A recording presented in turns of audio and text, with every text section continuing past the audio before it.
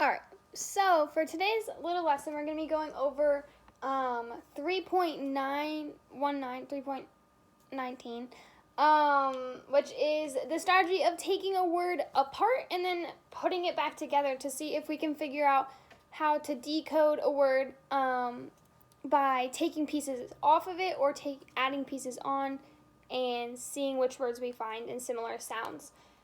So longer words that we find in books are often made up of words we already know or certain beginnings and endings of words that we already know. So some common beginnings are re, de, and un. And then some common endings are ing, ed, and And so all the middle parts are often just different, we can see in other words, like to, or different vowel teams that we talk a lot about. So a big word we could use it as an example is underground. So underground is a big word, okay? And if I come across this word in a book, I'm like, whoa, like that's so big, and I'm not really sure how to say that. I don't know how I'm going to figure this out.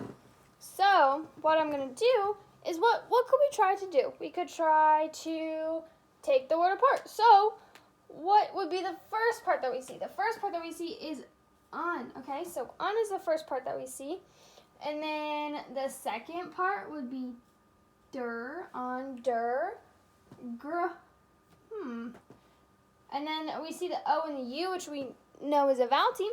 So that's saying ow. And then the. That's our last part. So if I separate the word here, we have un, der, gr, ow, underground. So now we can use that same technique when we're looking at a book.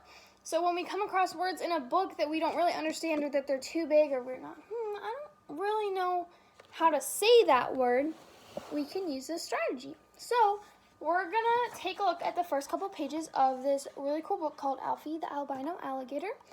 And we're going to see maybe there's some words in there that we don't understand. And we're going to try and use this technique to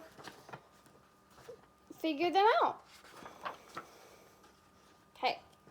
Several years ago, on a moonlit night deep in the Florida Everglades near, I'm not quite sure what this word is. So, one strategy that you might be like jumping right to is the pictures. And you can use context clues from the pictures and the title of the book because it's an alligator.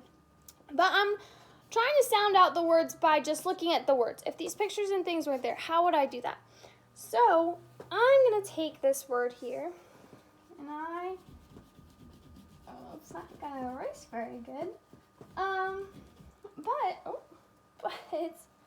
I am going to write it up on our little board here, and we're going to try and figure out what that word is by sounding it out by parts. So the word is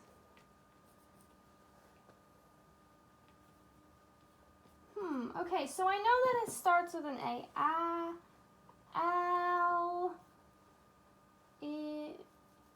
There's an I-G, alligator.